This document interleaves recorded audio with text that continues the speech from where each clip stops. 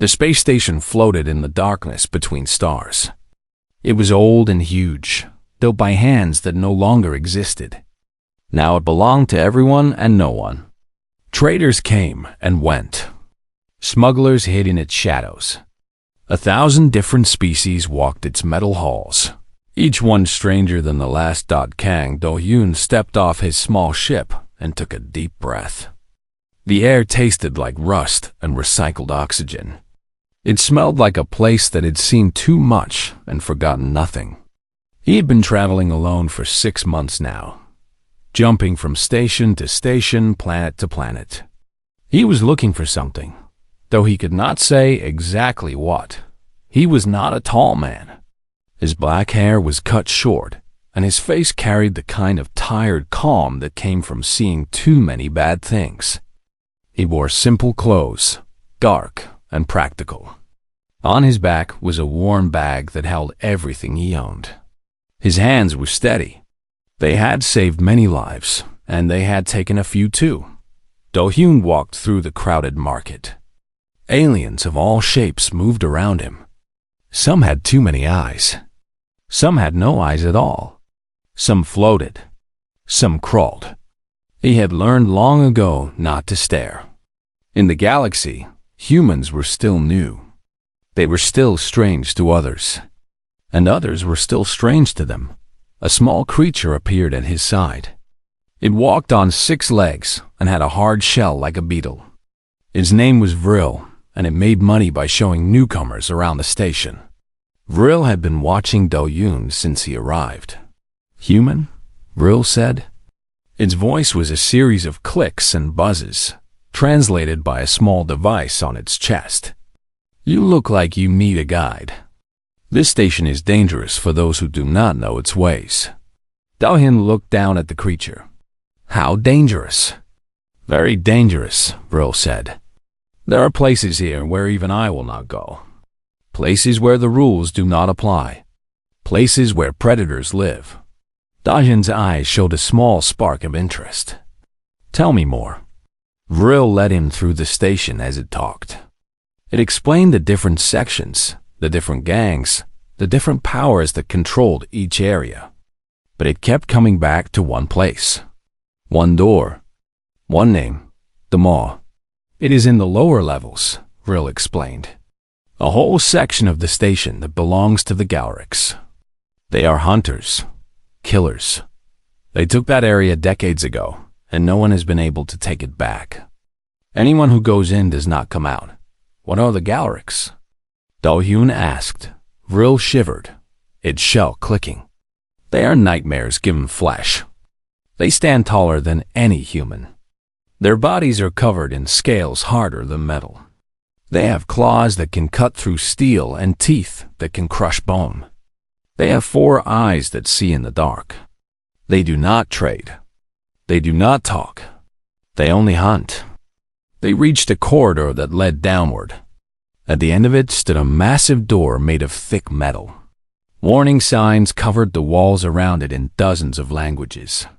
Some were written in words. Some were just pictures of death. Do-hyun stood before the door and looked at it for a long time. "No one goes in there," Vril said. "Not even the station security. They tried once, many years ago. They sent 50 soldiers. 3 came back. They never tried again." Deep scratches marked the door's surface. They looked like claw marks.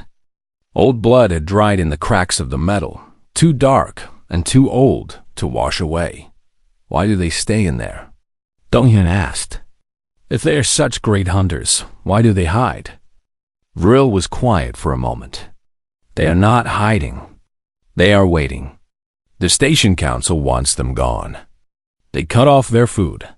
They cut off their water. They send soldiers to push them back, little by little, year by year. The Galactics are strong, but they are dying slowly. The council calls it containment, but it is really just a slow killing." Do-hyun nodded slowly. He understood. He had seen this before, on Earth and on other worlds. The strong pushing out the different. The many crushing the few. It was an old story, older than humanity itself. "I want to go in," he said. Vril stepped back in shock. "Human, did you not hear what I said? You will die. They will kill you and eat your flesh. There is nothing in there but death." Daoyan smiled. It was not a smile of happiness or confidence. It was the smile of someone who had already lost everything and found that it made them free. "I have walked through death before," he said. "It does not scare me anymore." He reached into his bag and pulled out a small handful of credits. He pressed them into Vril's legs. "Thank you for showing me the way," Daoyan said. "You should go now. You do not want to be here when that door opens." Vril took the credits, but it did not move. "Why?" it asked. "Why would you do this? What could possibly be worth your life?" Daoyan looked at the door. Behind it, somewhere in the darkness, creatures waited. Creatures that the whole station feared. Creatures that everyone had given up on. "Because someone has to," he said simply. He walked to the door and pressed his hand against the old metal. For a moment, nothing happened. Then, with a grinding sound that echoed through the corridor, the door began to open. Hot, wet air rushed out. It smelled like blood and meat and something wild.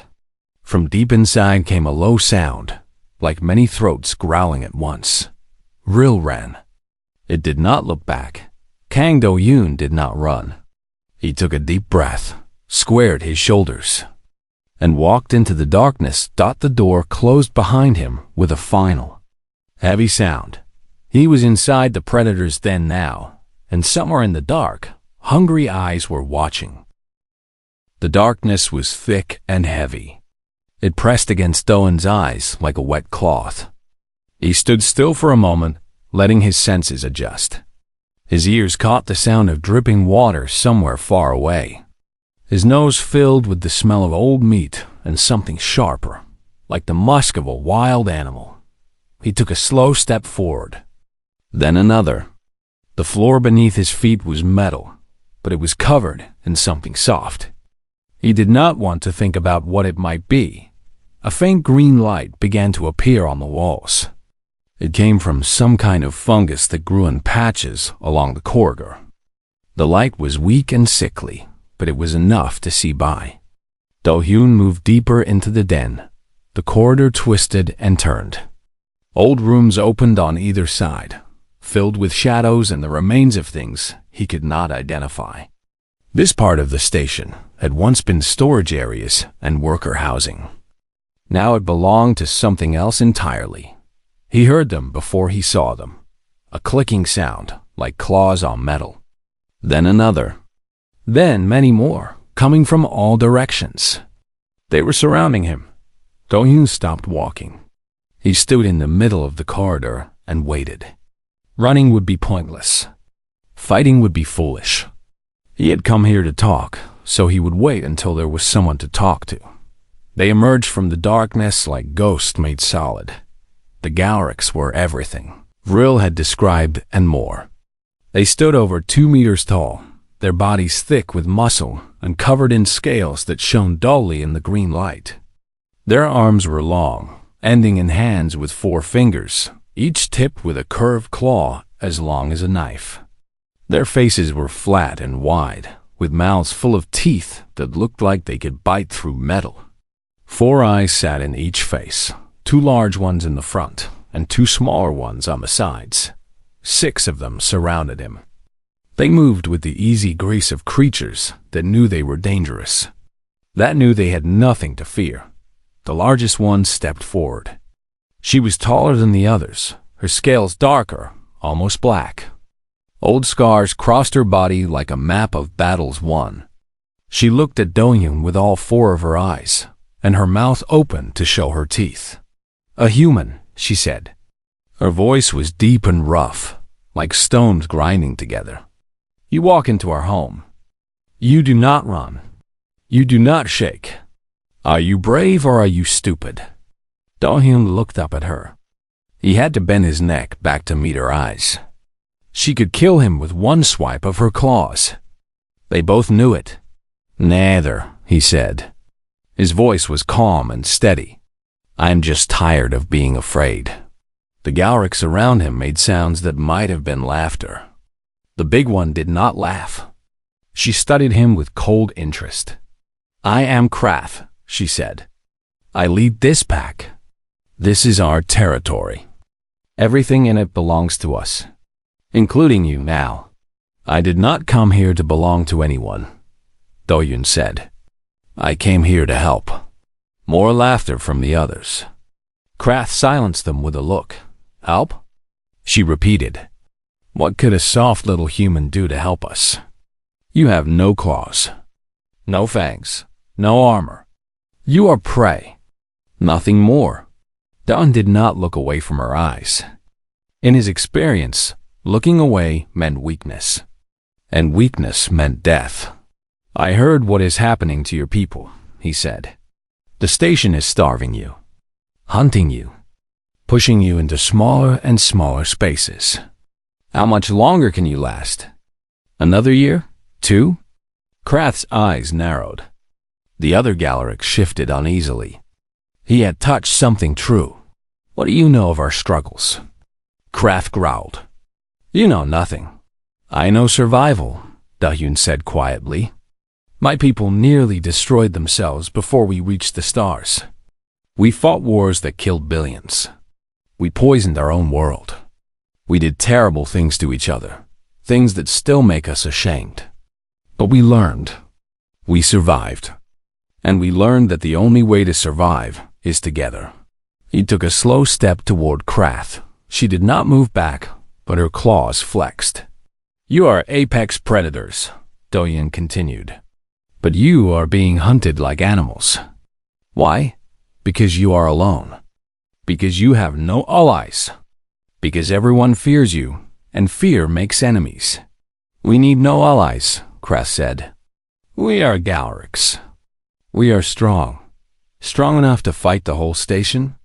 Strong enough to fight forever? Do-Yun shook his head. Strength alone is not enough. I have seen strong creatures fall. I have seen weak creatures survive. The difference is not power. It is connections. It is pack. Krath stared at him for a long moment. The green light made her scales look like dark water. You speak of pack, she said slowly. But you are not Galrics. You are human, soft, weak. What pack could you offer us? Do-Yun smiled slightly. Humans are strange, he admitted. We are not the fastest. We are not the strongest. We cannot see in the dark like you. We cannot cut through metal with our hands. But we have something else. We adopt. We take in the lost and the different and the broken. We make them family. And once something is family, we will fight for it until our last breath. He reached slowly into his bag. Every Galric tensed, ready to strike. But Do-Yun only pulled out a small package wrapped in cloth. I brought food, he said. It is not much, but it is a start. He unwrapped the package. Inside was dried meat, carefully preserved. He had bought it with almost all the money he had. He set it on the ground between himself and Krath. This is how it begins, he said.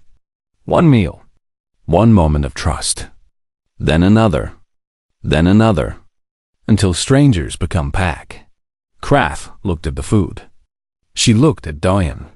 She looked at her pack, who watched with confusion and hunger in their eyes. Then she bent down and picked up a piece of the meat. She ate it slowly, her eyes never leaving his. You are either the bravest human I have ever seen, she said, or the most foolish. Maybe both, Do-Yun said. Krath made a sound that might have been a laugh. It was rough and strange, as if she had not laughed in a very long time. Come, little human, she said. I will show you our den. I will show you what we are fighting for. And then you can decide if you still want to help. She turned and walked deeper into the darkness. After a moment, Do-Yun followed Dop behind him. The other Galrics watched. They did not know what to make of this strange, soft creature who walked among them without fear. But they were curious, and for the first time in a long time, they felt something other than despair. They felt hope. Krath led Do-Yen through winding tunnels that seemed to go on forever. The green fungus grew thicker here, giving more light. He could see the walls now, and what he saw told a story of pain. Old blood stained the metal in dark patches. Claw marks covered every surface, some old, some new. In some places, the walls had been bent and broken, as if great battles had been fought here. The deeper they went, the more damage he saw. But there was something else too. Small signs of life. Scratched drawings on the walls showing hunts and prey. Piles of cloth and soft things arranged into sleeping spots. The smell of cooked food, faint but present. This was not just a hiding place. This was a home. They reached a large room that had once been a cargo hold. Now it was something else entirely. Do-Hyun stopped at the entrance and felt his heart grow heavy. The room was full of wounded Galactics. They lay on beds made from scraps and old blankets. Some were missing limbs. Some had deep cuts that had healed badly. Some breathed with wet, painful sounds that spoke of damage inside their bodies. There were old ones and young ones, males and females. All of them hurt. A female Galactic moved among them, carrying water and food. She was smaller than the others, and her movements were quick and careful. When she saw Krath, she came over immediately. "The young one is getting worse," she said. Her voice was tired and scared. "The wound is rotting. I do not know what to do." Krath closed her eyes for a moment. When she opened them, they were full of pain. "Show me," she said. They walked to a corner of the room where a young Galactic lay on a pile of blankets. He was barely adult, his scales still bright with youth. But his chest was torn open, the wound black and swollen with infection. His breathing was shallow and fast. "The station guards caught him," the smaller female explained. "He was trying to find food. They shot him with a plasma weapon. We got him back, but the wound will not heal." Do-Hyun moved forward without thinking. He knelt beside the young one and looked at the wound. It was bad.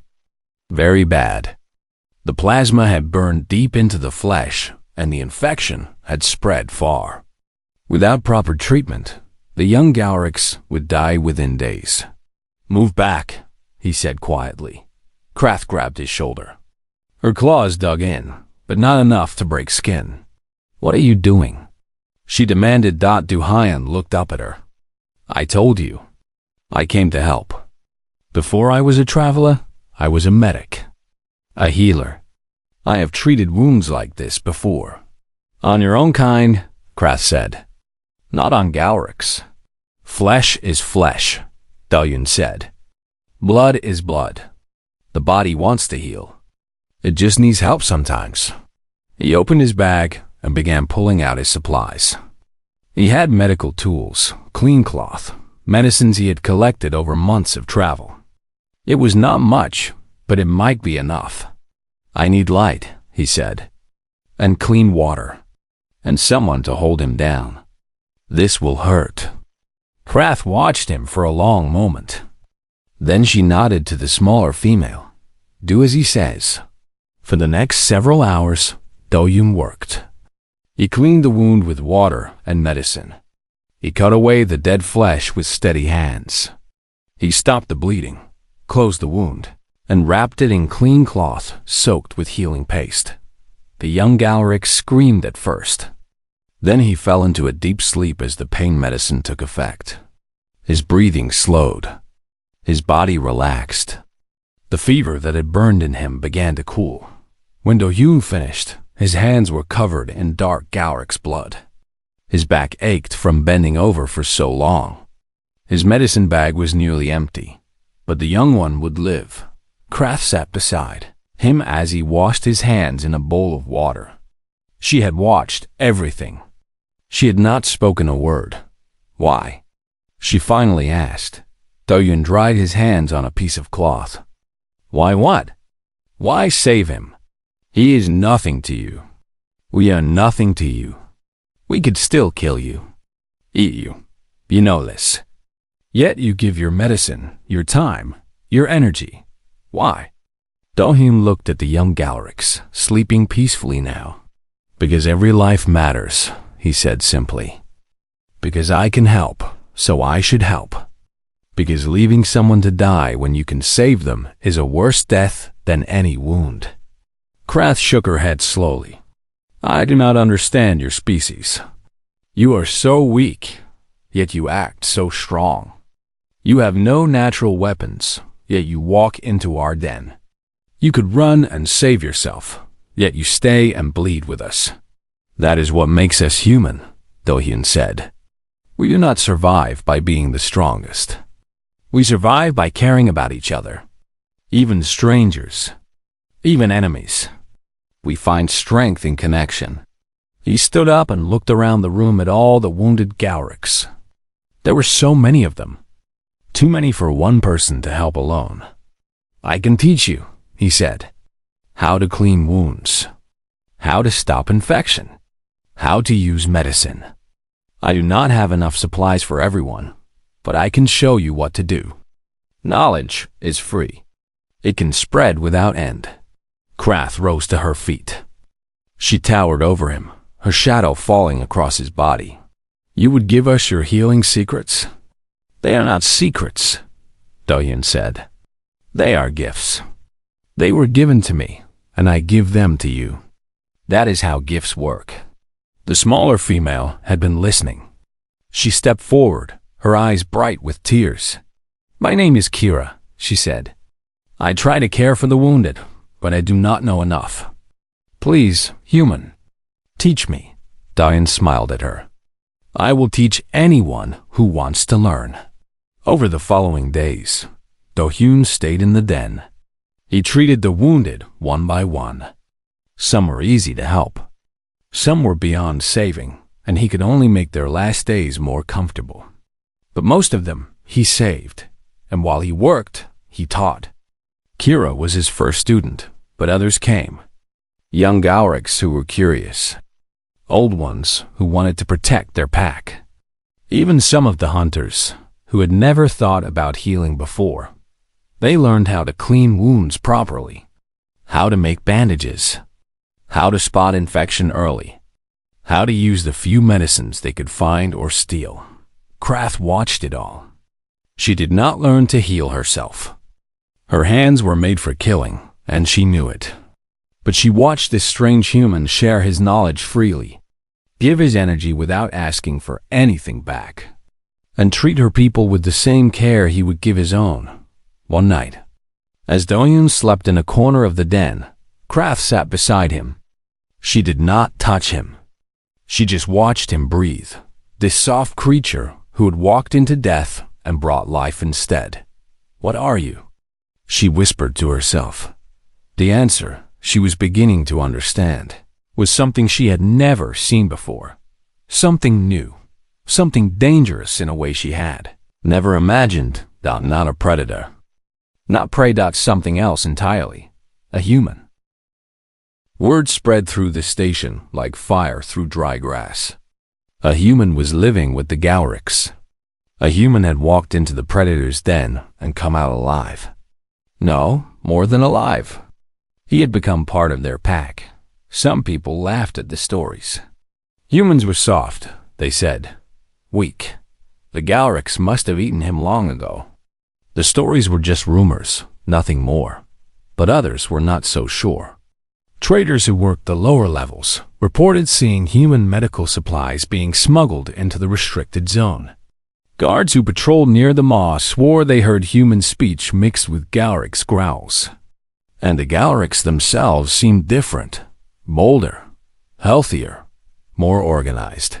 The station council was not happy. In a bright, clean room far above the dark lower levels, important people sat around a long table. They were representatives from a dozen species, all of them rich, all of them powerful. They controlled the station and everything in it. The head of the council was a tall, thin creature with silver skin and no eyes. Its name was Torvik, and it had held power here for over 50 years. It did not like surprises. The Galrix problem was supposed to be solved by now, Torvik said. Its voice was cold and smooth like metal. We cut their supplies. We pushed them back. We waited for them to die. Why are they still alive? The human, someone answered. He is helping them, healing them, teaching them. Then remove the human. We have tried. Our agents cannot get close. The Galrix protect him like he is one of their own. And there are rumors that other humans are watching the situation. If we kill one of their species openly, it could cause problems. Torvik was silent for a moment. When it spoke again, its voice was even colder. Then we will not do it openly. Send the night squads. Full weapons. End this quickly. I want the Galrix gone and the human disappeared.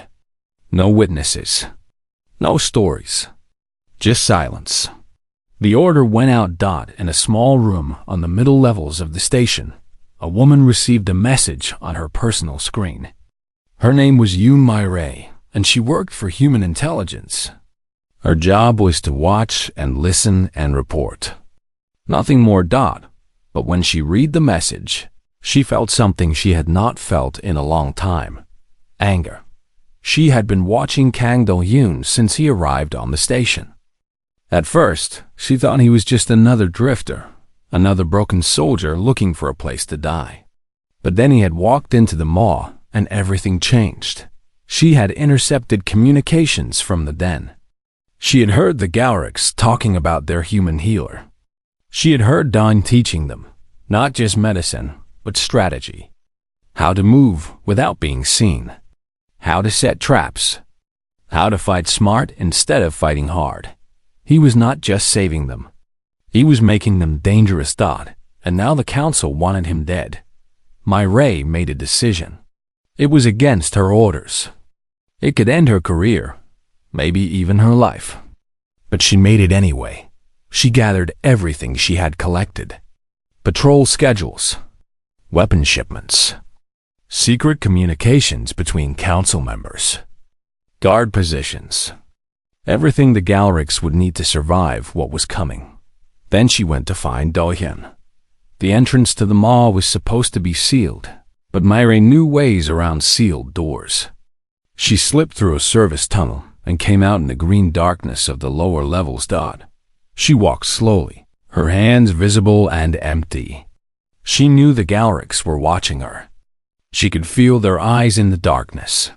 I am looking for the human, she called out. I come as a friend. I have information that could save your lives. For a long moment, nothing happened. Then a massive shape appeared from the shadows. It was Krath, her dark scales gleaming in the fungus light. Another human, Krath growled. Why do your kind keep coming to our door? Because your door is the most interesting place on this station, Myray said. She kept her voice calm. I need to speak with Do-hyun, now, before it is too late. Krath studied her with 4 cold eyes. Then she turned and walked into the darkness. Follow, she said. They found Do-hyun in the healing room, teaching Kira how to set broken bones. He looked up when Myray entered, and his eyes narrowed. You are intelligence, he said. It was not a question. Yes, Myray admitted. And you are causing a very big problem. Good, Myray almost smiled. The council has ordered a night attack. Full squads. Heavy weapons. They are coming tonight. They plan to kill everyone and blame it on a reactor accident. No survivors. The room went quiet. Kira's hands began to shake. Even Krath seemed to tense. Do-hyun just nodded slowly, as if he had expected this. How long do we have? He asked. Hours, maybe less. Myray pulled out a data chip and handed it to him. Everything you need is on here. Patrol routes. Attack plans. Guard schedules. I cannot fight with you, but I can give you a chance. Do-hyun took the chip and looked at it.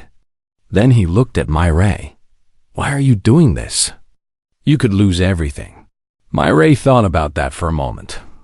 Because I have watched you for weeks now. I have seen what you are building here. It is something rare. Something worth protecting. She paused. And because we humans have to stick together, even when it is hard. Do-hyun smiled.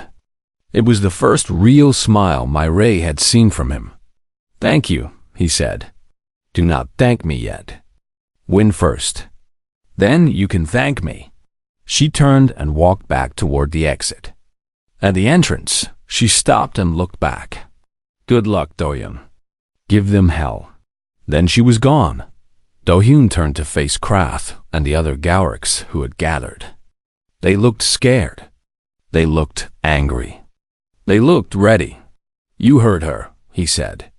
They are coming to kill us all. We have two choices. We can wait here and die. Or we can show them what happens when they corner a predator. Krath bared her teeth in something that might have been a smile. I have been waiting for this, she said. They worked fast. Don't use the information on the chip to plan their defense. But he did not plan to defend. He planned to disappear. You know this station better than anyone, he told the Galactics. Every tunnel, every hidden space, every forgotten room. The guards know the main paths, but they do not know the shadows. We do. He drew maps in the dirt, showing them how to move in small groups. How to never be where the enemy expected. How to strike and vanish before anyone could respond. We are not going to win a straight fight, he said. We are going to make them fight ghosts. Every time they think they have us, we will be somewhere else. Every time they relax, we will be at their throats. We will exhaust them, confuse them, break their will to fight. Krath listened to every word. This was not how Galactics fought. They were direct, powerful. They met enemies face to face. But that way of fighting had nearly destroyed them. Maybe it was time to try. Something new dawned when the night squads arrived. At the mall with their heavy weapons and their orders to kill, they found nothing. The den was empty. The Galactics had vanished like smoke in the wind. The hunt had begun. But now, the predators had become the hunters, and the hunters had become the prey. The night of the attack became a legend that spread across the station and beyond. The council soldiers had come expecting easy kills. They found empty rooms and silent corridors. They searched for hours, growing more tired and more afraid with each passing moment. The darkness seemed alive. Every shadow could hide death. Then the Galactics struck, not in a massive battle, but in small, quick attacks. A soldier would fall behind his group, and suddenly he would be gone. A patrol would enter a room, and the lights would go out. When they came back on, half the patrol would be missing. The Galactics used everything Do-hyun had taught them. They moved in pairs. They attacked and retreated. They never stayed in one place long enough to be trapped. They turned the station's own structure into a weapon, using tunnels and vents that the guards did not even know existed. By morning, the council's forces had retreated in complete chaos. They had lost dozens of soldiers. They had not killed a single Galactics, and the whole station knew about it. The story spread like wildfire. The predators of the Maw had risen. They had beaten the council's best soldiers. They had done the impossible. More importantly, other species started to pay attention. The small ones, the weak ones, the ones who had been pushed to the edges of the station, just like the Galactics. They saw what had happened, and they started to hope. Over the following months, everything changed. The Galactics did not stay in their old den. They spread out through the station's forgotten spaces, always moving, always watching. But they did not kill without reason. They did not hunt the innocent. They became protectors instead of monsters. Do-hyun had taught them a new way, not just fighting but living. They made agreements with other species. They traded protection for food and supplies. They built relationships that had never existed before. The station's outcasts began to gather around them. Small traders who were tired of being robbed by bigger gangs. Workers who were being mistreated by their employers. Species that no one else would accept. One by one, they joined the growing community in the lower levels. Krath led them all, with Do-hyun at her side. She was still fierce, still dangerous, but she had learned to use her strength for more than just killing. She had learned to build. The station council tried to stop them, of course. They sent more soldiers. They cut off supplies. They spread lies about the Galactics eating children and attacking innocent people. But it did not work. Every attack was turned back. Every lie was exposed. And the community in the lower levels kept growing. One day, nearly a year after Do-hyun had first walked through the mall, Krath found him standing on an observation deck, looking out at the stars. "You are quiet tonight," she said. Do-hyun did not turn around. "I am thinking." "About what?" "About how strange life is." He finally looked at her. "A year ago, I was alone. I had no home, no family, no purpose. I came to this station looking for a place to disappear. Instead, I found this." Krath stood beside him. She was still huge compared to him, still terrifying to anyone who did not know her. But there was something soft in her eyes now, something that had not been there before. "My people called humans wheat prey when we first learned of your species," she said. "We thought you were food, nothing more. We were fools." Do-hyun smiled slightly. "We get that a lot. You are the most dangerous creatures in this galaxy," Krath continued. "Not because of your bodies. Your bodies are soft and breakable. But because of this." She touched her own chest, where her heart beat beneath her scales. "You make others care about you. You adopt strangers into your pack. And once something is part of your pack, you will fight for it forever. That is just how we are," Do-hyun said. "We cannot help it. I know. And that is what makes you terrifying." Krath made a sound that might have been a laugh. "The council thought they could starve us, hunt us, break us. They did not understand that the moment you walked through our door, we were no longer alone. We had a human. And humans do not let their pack die." Below them, in a wide open space that had once been a cargo area, children were playing. Human children and Galactic's younglings, running and laughing together. Maray's daughter was there, chasing a young Galactic's male who pretended to be scared of her tiny human hands. Do-hyun watched them with something warm in his eyes. "This is what we were always meant to be," he said quietly. "Not lone predators fighting over scraps. A family. A pack. Different species, different shapes, different ways of seeing the world. But together." Krath watched the children too. She had never thought she would see Galactic's younglings playing with anyone. Her species had been feared and hated for so long that she had forgotten what acceptance felt like. Now she was learning again. "What happens now?" she asked. Do-hyun looked out at the stars again. Somewhere out there were thousands of stations, millions of planets, countless species struggling to survive in a cold and dangerous galaxy. "Now we grow," he said. "We make more connections. We find more lost ones and bring them home. We show the galaxy that there is another way. That strength does not have to mean cruelty. That different does not have to mean enemy. And if they try to stop us..." Do-hyun turned to face her. His eyes were calm and steady, the eyes of someone who had walked through darkness and come out the other side. "Then we show them what happens when you threaten our family." Krath bared her teeth in a fierce grin. "I would like to see them. Try."